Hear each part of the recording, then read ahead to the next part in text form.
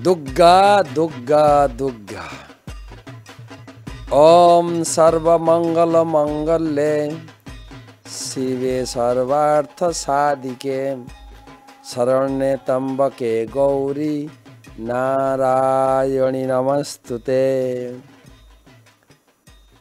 আপনারা আগের এপিসোডে শুনেছেন, এবারে হয়তো অপেক্ষা করে আছেন যে কি আশীর্বাদ দেবেন মা। সেইটা বলার আগে আরেকটু বলে নিই মা দুর্গার বৈশিষ্ট্য। মা দুর্গা আসলে কে? একে তো আগের এপিসোডে জেনেছি যে তিনি হচ্ছেন শক্তিতত্ত্ব, তিনি হচ্ছেন ভগবান কৃষ্ণের নিজের বোন। আজকে শুনুন, 14 ভুবনাত্মক দেবী ধাম দুর্গের অধিষ্ঠাত্রী, তাই তিনি দেবী দুর্গা। দুর্গ বলে না, আগেকার দিনে রাজাদের গড় ছিল, বড় দুর্গ ছিল। সেই দুর্গ এখন পরিবর্তন হয়ে জেলখানা হয়েছে। ইংরেজিতে বলে জেল, আর বাংলাতে বলে কারাগার। কারাগারের ইনচার্জ কারারক্ষী বা কি বলে যে কারামন্ত্রী বা জেলার সাহেব, জেল মিনিস্টার। আর সংস্কৃতে বলে দুর্গের অধিষ্ঠাত্রী, তাই দুর্গা। তিনি দুর্গতি না আসেনি জীবের, তাই তিনি দুর্গা।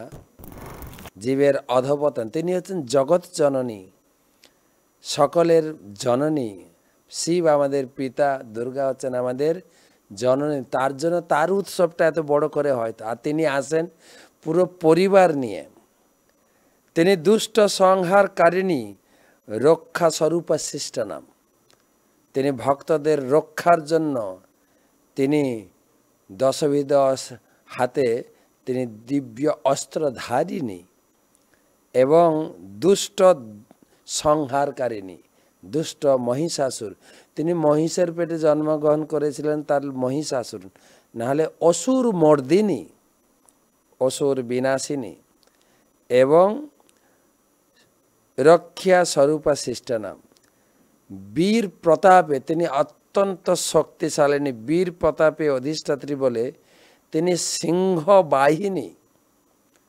যদিও মায়ের পরিবারটা একটু অন্যরকম, হ্যাঁ, প্রত্যেকের আলাদা আলাদা করে যে বাহন আছে না, গাড়ি আছে, গাড়িগুলো সব অদ্ভুত। কিন্তু মায়ের বাহন হচ্ছে সিংহ, বাবার বাহন হচ্ছেন ষাঁড়। একে অপরকে সিংহ খেতে পারে।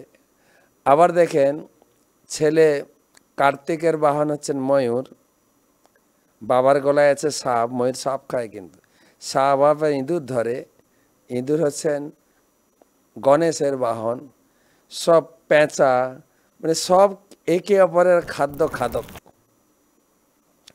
আমার মনে হয় মায়ের পরিবারটা বৈষ্ণব পরিবার বলে মোটামুটি অ্যাডজাস্ট করে থাকেন, নাহলে কিন্তু খুব প্যাথেটিক।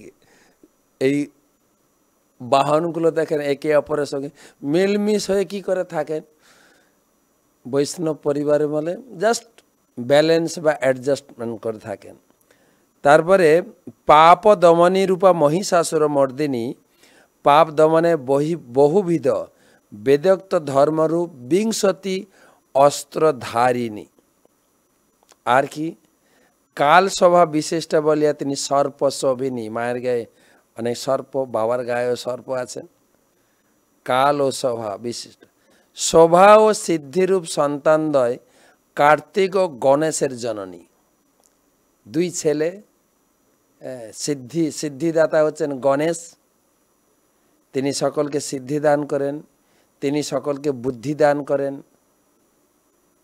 তিনি সিদ্ধি এবং বুদ্ধিদাতা গণেশ, তার জননী। এবং তিনি বিঘ্ন বিনাশন। গণেশজির এ ক্ষমতা, হ্যাঁ, যৎপাদ পল্লব বিনিধায় কুম্ভ দ্বন্দ্বে প্রণাম সময়ে স গণাধিরাজ বিঘ্নান মহন্ত মলমস্য জগত্রয়স্য গোবিন্দম আদি পুরুষম তমহং ভজামি। সেই গণেশজি ভগবান গোবিন্দের চরণ পদ্মকে মাথায় ধারণ করেছেন, যার জন্য তিনিও গোবিন্দ যেরকম সারা বিপদ থেকে, নরসিংহদেব যেরকম বিঘ্ন থেকে রক্ষা করতে পারেন, গণেশও ততটাই শক্তিমান। ভগবান নরসিংহদেবের আশীর্প্রাপ্ত সেই গণেশজির যিনি মাতা, আর শোভা মানে শোভা, তিনি অত্যন্ত সুন্দর সেই কার্তিক যিনি হচ্ছেন দেব সেনাপতি তার জননী, এবং জড়ৈশ্বর্য জড়বিদ্যা সন্ধেনী রূপ লক্ষ্মী সরস্বতীর মধ্যবর্তিনী। মাতা দুর্গা একদিকে লক্ষ্মী, যে লক্ষ্মীর কৃপা লাভ করার জন্য সারা জগৎ ছুটছে, আর আমাদের পশ্চিমবঙ্গ তো সবাই আকুপাকু করে দৌড়েছে লক্ষ্মীর ভাণ্ডারের পিছনে। সেই লক্ষ্মী হচ্ছেন আমাদের দুর্গা মায়ের কন্যা এবং সরস্বতী বিদ্যারূপ অধিষ্ঠাত্রী দেবী, যিনি আসবেন বসন্ত পঞ্চমীতে। যদিও দুর্গা পূজাতে তিনি মায়ের সঙ্গে আসেন, আবার আলাদা করে পুজো নিতে আসেন। সেই লক্ষ্মী সরস্বতীর মধ্যবর্তিনী মাতা দুর্গা, তিনি হচ্ছেন ভগবান কৃষ্ণের দৈবী হেসি গুণময়ী মম মায়া দূরত্বয়া। তিনি হচ্ছেন ভগবান কৃষ্ণের মায়া, নিজ শক্তি মায়া এবং কৃষ্ণ বহির্মুখ জীবের তিনি হচ্ছেন দণ্ডদায়িনী। ভগবানের সেবা কার্যে তিনি যুক্ত। কি কাজে যুক্ত?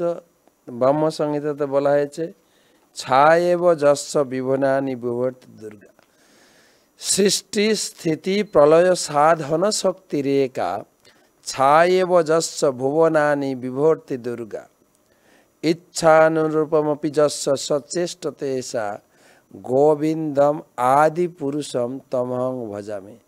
তিনি জগতে এই সৃষ্টি স্থিতি এবং পালন, তিনি হচ্ছেন সৃষ্টি শক্তি, পালন শক্তি এবং সংহার শক্তি। ঠাকুর ভক্তিবিনোদ মহাশয় তিনি লিখলেন, তুমি সর্বেশ্বরেশ্বর বজেন্দ্র কুমার, তোমার ইচ্ছাই বিশ্বের সৃজন সংহার।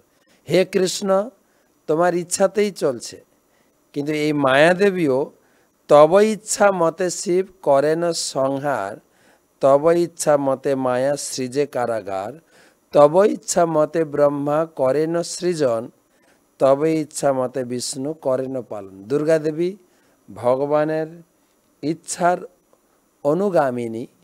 তিনি এই জগৎকে তিনি পরিশুদ্ধ করার জন্য তিনি জেলখানায় বানিয়ে বসে আছেন। জেলখানায়, তো জেলখানায় কাদেরকে নিয়ে যাওয়া হয়? যদি সরকার বা রাজ্যের আইন যিনি না মানেন, যারা ভগবানের বিরোধিতা বা ভগবানের ভক্ত নয়, তাদেরকে এই জেলখানায় রাখা হয়। অর্থাৎ শাস্ত্র অনুযায়ী এই জগৎটা হচ্ছে একটা জেলখানা, ভগবত রাজ্যের জেলখানা। তো সেখানে আমরা এসেছি, আমরা সবাই জেলে আছি। এই জেলের ভিতরে মা দুর্গা আমাদের জেলের দণ্ড দান করছেন ত্রিজ্বালা দিয়ে, ত্রিতাপ জ্বালা। মা দুর্গার হাতে আছে ত্রিশূল, ত্রিশূল দিয়ে তিনি সবাইকে বধ করে রেখেছেন। যদিও তিনি মহিষাসুরকে মহিষ থেকে জন্ম হয়ে গেছে মহিষাসুর, আমাদের সকলকে ত্রিতাপ জ্বালায় তিনি বশীভূত করে রেখেছেন। আদি দৈবিক জ্বালা, উপর থেকে ঝড় ঝঞ্ঝা, আর এখন গরম, কয়েকদিন পরে শীত আসবে, কনকনে ঠান্ডা, এই জ্বালা। তারপরে বছর দুই আগে গেল করোনার করুণা, সবাই প্রসাদ পেয়েছেন, করোনার প্রসাদ। যে করোনা, সেই সব জ্বালা থেকে পরিত্রাণ কোনো উপায় নেই। ঝড় বৃষ্টি, বন্যা, খরা, শীত, গরম, এই জ্বালা আমাদেরকে মোটামুটি অ্যাডজাস্ট করতে হয়। গরমের দিনে ফ্যানের হাওয়া, এসির হাওয়া দিয়ে বাঁচার চেষ্টা করি, শীতের দিনে লেপ কম্বল।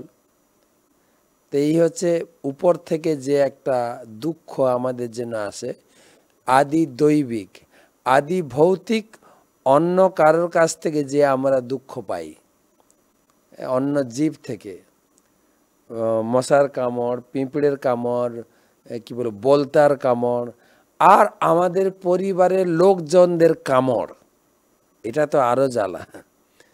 অন্যান্য পশু, সাপ, বিচ্ছু, সেই জ্বালা তবু সহ্য করা যায়, কিন্তু আত্মীয় স্বজনের কটূক্তি, দুর্বাক্য, তাদের যে ছলনা, এগুলো সহ্য করা খুব কঠিন। আমি বাংলায় বলি যে উচ্ছে তিতো, নিম পাতা তিতো সবাই জানে, আর যত তিতো হবে তত টেস্ট। কিন্তু যদি শশা বা ঝিঙে তিতো হয়, মুখে কেউ নেবে না, ফেলে দেবে। ঠিক সেই রকম যারা শত্রু তারা তো আমাদের পিছনে লাগে, কটূক্তি করে, কিন্তু আত্মীয় স্বজনের যে এই কটূক্তি, আত্মীয় স্বজনের যে কামড়, এই সহ্য করা খুব কঠিন। কিন্তু মা দুর্গা সেটা ঠেকিয়ে রেখেছেন আমাদের সঙ্গে। আদি ভৌতিক জ্বালা, আদি দৈবিক, আদি ভৌতিক, আর 3 নম্বর হচ্ছে আদি আত্মিক। নিজের শরীর থেকে যে কষ্ট আমরা পাই, মাথা যন্ত্রণা, পেট যন্ত্রণা, হাত যন্ত্রণা, পা যন্ত্রণা, সব সময় লেগেই আছে, সব সময়। আর ডাক্তারদের বিজনেস বাড়ছে, একটার পর একটার পর একটার পর।